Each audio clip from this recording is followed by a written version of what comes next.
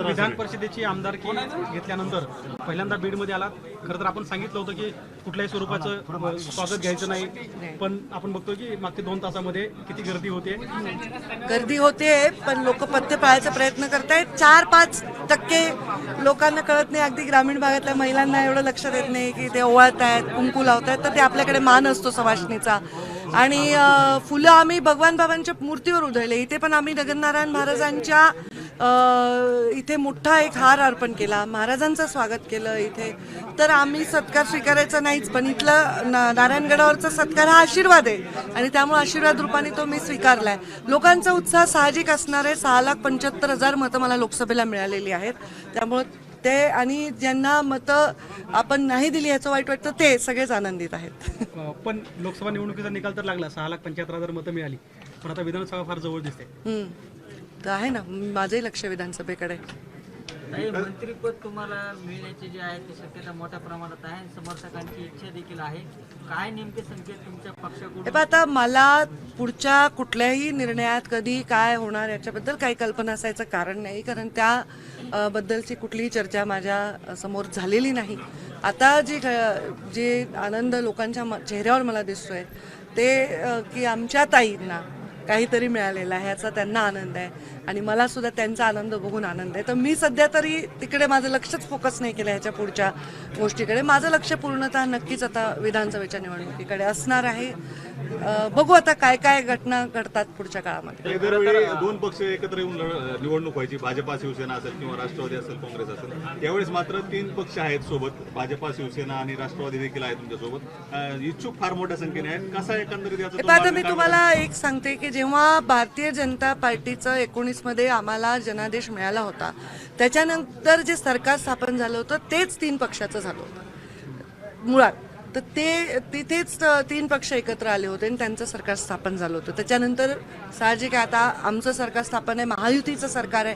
3 पक्ष असले तरी बऱ्यापैकी जिथे ज्याचा जास्त ताकद आहे, जिथे निवडून आलेला त्यांचा कॅन्डिडेट आहे, तिथलं मतदान किती फरकाने आलेलं आहे ह्याचे सर्वेक्षण, हे सगळं अगदी खूप सारासार विचार करूनच पुढचे निर्णय होतील. कोर टीम बसतील प्रत्येक पक्षाच्या आणि त्याच्यातनं निर्णय पूर्णतः घेतील सर्वार्थाने आणि महायुतीचं सरकार आम्ही. ताई, खरं तर ओबीसी आणि मराठा असा वाद जो आहे तो लावण्याचा प्रयत्न बीड जिल्ह्यांमध्ये होताना पाहायला मिळतो. त्या आता आगामी विधानसभा निवडणुका येत आहेत, लोकसभेला त्याचा फटका बसल्याचं कुठेतरी पाहायला मिळालं. काय आव्हान असणार आहे दोन्ही समाजाला? तुम्ही जे बीड, मी आव्हान वेळोवेळी केलेलं आहे. साहजिक आहे, हे फक्त बीड जिल्ह्यातलं चित्र आहे असं आपण म्हणणं चुकीचं आहे. हे चित्र पूर्ण राज्यामध्ये आपल्याला पाहायला मिळतंय. बीड जिल्ह्यामध्ये साहजिक आहे, बहुजन समाजाचा प्रमुख चेहरा म्हणून मी एक वन ऑफ द प्रमुख चेहरा म्हणून मी आहे आणि त्याच्यामुळे इथलं वातावरण जास्त राज्यामध्ये चर्चिलं जातं, देशामध्ये चर्चिलं जातं आहे. परंतु मला असं वाटतं की येणाऱ्या काळात लोक योग्य तो निर्णय घेतील. शेवटी मतदारांना पण फार फार हुशार असतात, ते काय करायचं काय नाही ह्याची जाणीव असते आणि ते पूर्णतः त्याच्या प्रमाणे निर्णय घेतील असं मला वाटतं. एखादी निवडणूक असते जी लोकांना अपप्रचाराने जिंकता येऊ शकते, भूलथापांवर जिंकता येऊ शकते, पण प्रत्येक निवडणुकीत तशा प्रकारच्या भिंती उभारणं एवढं सोपं नाही. लोक ग्रामीण भागातील लोक आहेत, त्यांना तेवढं बऱ्याच वेळा त्यांना ज्ञान तेवढं माहीत नसलं तर त्यांना कुठेतरी दुर्लक्ष तिकडे म्हणजे दुसऱ्याचकडे वळवण्याचा प्रयत्न नक्कीच लोकसभेच्या निवडणुकीमध्ये आपल्याला पाहायला मिळाला. कुठेतरी एक चुकीचं नरेटिव्ह सेट करण्याचा प्रयत्न लोकसभेमध्ये पाहायला मिळाला. तसं आता होऊ दिलं जाणार नाही. पाटील असं म्हणाले की बीड जिल्ह्यामधल्या किती जागा भाजप लढवणार आहे? आता पेच आहे आणि बीड जिल्ह्याचा मुद्दा नाही, हा पूर्ण राज्याचा विषय आहे.